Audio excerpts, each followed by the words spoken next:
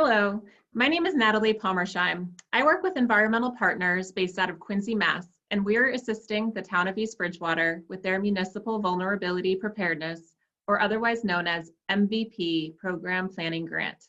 Thank you all for taking the time to listen in to this presentation, and I hope you find it informative. I am a senior scientist and project manager at Environmental Partners. I have worked with the EP for 16 years, primarily on environmental, water, and stormwater programs. I became an MVP provider in 2018 and have assisted other Massachusetts towns with their MVP programs.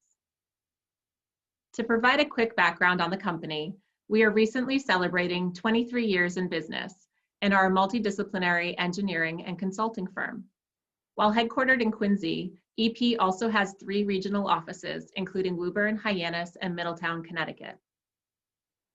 EP provides a broad range of services to municipal, commercial, industrial, and institutional clients with services beyond MVP planning that are listed here. An outline of information I'll be presenting to you today includes an overview of the MVP program, a summary of documented regional climate changes, and the details of hosting a Community Resilience Building, or CRB workshop. This presentation is provided to you today to give you a quick 10-minute preview and primer on the information we will be covering during that CRB workshop. The MVP program is funded by the state of Massachusetts, and it started in 2017 with the initiative to help municipalities with planning efforts to prepare for changing weather and increasing storm intensity, which are already impacting infrastructure and natural resources throughout the Commonwealth. The program is really focused on state and local partnerships to building resilient communities and adapting to climate change.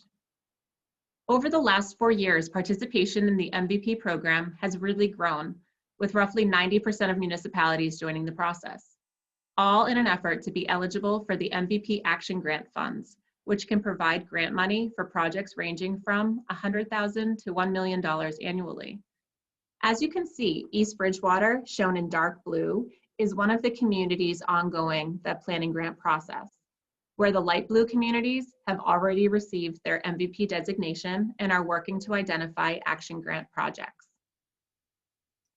The main premise of the MVP program is that it should be a community-led process and needs to be made accessible to the public with the goal of gaining local knowledge of troubled locations or needs, to gain the buy-in and partnership of local businesses and institutions while using the best available climate projections and data, focusing on the use of nature-based solutions, and it also places an emphasis on environmental justice communities or socially vulnerable populations. Why nature-based? Nature-based solutions rely on ecological processes to achieve climate resilience objectives.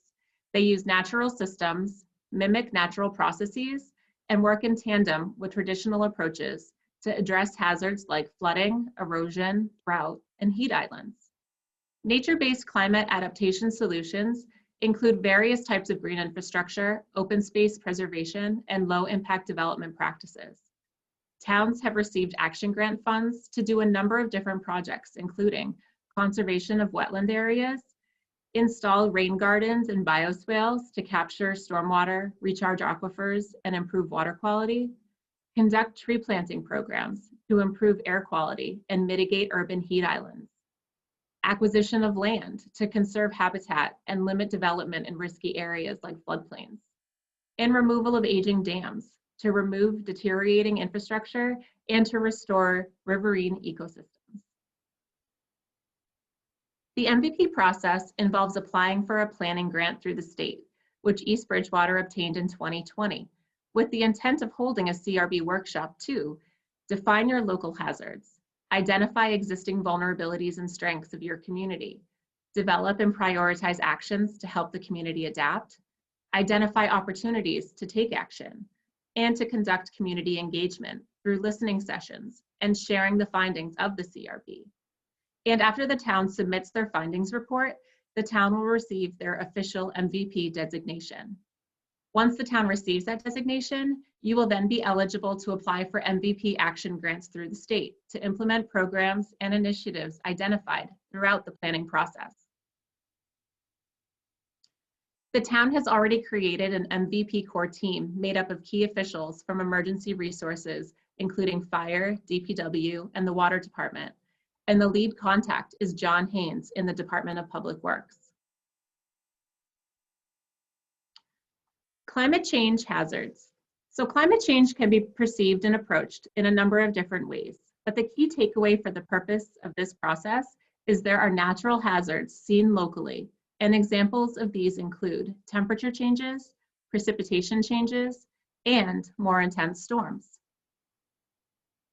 Through your participation in the MVP program, we need to identify top natural hazards recently seen or experienced in East Bridgewater, so that we may then look to identify two things: the vulnerabilities and the strengths the town has to mitigate against these known hazards. What future action items can we identify to make East Bridgewater more resilient? We're going to engage the community, identify these impacts and hazards, assess your vulnerabilities and strengths, develop and prioritize actions, and then take action. The first climate hazard we will discuss include temperature changes, and an example of this is heat waves. Heat waves are increased number of days with temperatures above 90 degrees and can lead to heat-related illnesses and pose a threat to utilities with very high energy demands in the summer to keep up with the heat. The figure on the right, provided by the Northeast Climate Adaptation Science Center, shows that Massachusetts, even though we are a northern state, are really displaying temperatures of the New York City and northern Pennsylvania, New Jersey latitude. And if we don't do anything regarding our current emission standards, shown in red, by the next 20 years, it'll be like we live in North Carolina. And by the end of the century, closer to South Carolina's southern border. If we do make changes to our emission standards, shown in yellow, we can stay a little bit closer to the New England region in regards to temperatures to be seen over the next generation. Some vulnerabilities the town may face here are the spread of disease or mosquito-borne illnesses, or energy supply issues. Action items we could identify include planting trees to reduce heat island impacts or providing public cooling centers. The data shows that between 2010 and 2014, we had the highest number of days over 90 degrees recorded since 1950, and that number is projected to increase possibly by 3 times over the next 30 years. The next climate hazard is a type of precipitation change, or flooding. Since winters have been relatively mild in recent years, the most prevalent precipitation change we can all relate to would be flash flooding in our region. Something that really sticks out in my mind is the recent storm in June of last year that brought nearly half a foot of water to the Norwood, Massachusetts area and completely flooded out the Norwood Hospital. Water was rushing inside, creating a major problem, closing the hospital, damaging mechanical equipment, and forcing patient evacuations. People lost their jobs, and the hospital is shut down for at least a year. Predictions show increased precipitation events like this over the next 30 to 80 years. So some vulnerabilities the town may face include flooding or transportation access issues. And action items to help mitigate these could be to conduct improvements to drainage infrastructure or culverts and bridges to mitigate flooding-prone areas. The next climate hazard is also a type of precipitation change, but the opposite of flooding: long, dry periods or droughts. Since we do not have the drawn-out wet seasons anymore, just quick flash storms and fewer storm events, these droughts lead to issues with water supply, as you have seen with recent water bans in town. And droughts can also damage crops and agricultural lands and impact natural resources and habitat. This fewer storm trend, coupled with rising temperatures in our region, will continue to wreak havoc on those resources. Some vulnerabilities the town may face here are issues with water supply and the need for a redundant source. And an action item would be to evaluate the town's water supply. Another example of local climate hazards are intense storms, such as nor'easters, ice storms, hurricanes, and heavy rain events, all becoming more frequent. Locally, we know that ice storms have become more troublesome in recent years and have been known to knock out power for days on end. Some vulnerabilities the town may face include prolonged power outages and damage to roads, property, or infrastructure. Action items the town may identify to help mitigate these include having additional generators for power outages or to identify alternative power sources. So the next step for the town in their MVP planning grant process is to hold their Community Resilience Building or CRB workshop. I really hope if you're listening into this today, you will take the time to join us in these important sessions. Pre-COVID times, we would hold this workshop in person, but due to current restrictions, we will be holding the CRB through 3 virtual Zoom meetings in March on the 16th, 18th, and 19th. And they will be focused on environmental strengths and vulnerabilities, infrastructural strengths and vulnerabilities, and socioeconomic strengths and vulnerabilities of your town. As I mentioned early on in this presentation, this effort is really intended to be a community-led process, and we look to have key stakeholders from all parts of the town participate. We would really like to see representatives from local schools, community groups, and environmental advocacy organizations. Also people from local businesses, town government, and other departments like conservation, planning, and Board of Health. Any local community leaders and longtime residents or interested student groups should join too. Once the CRB sessions are complete, we will be compiling the results of the process in a findings report.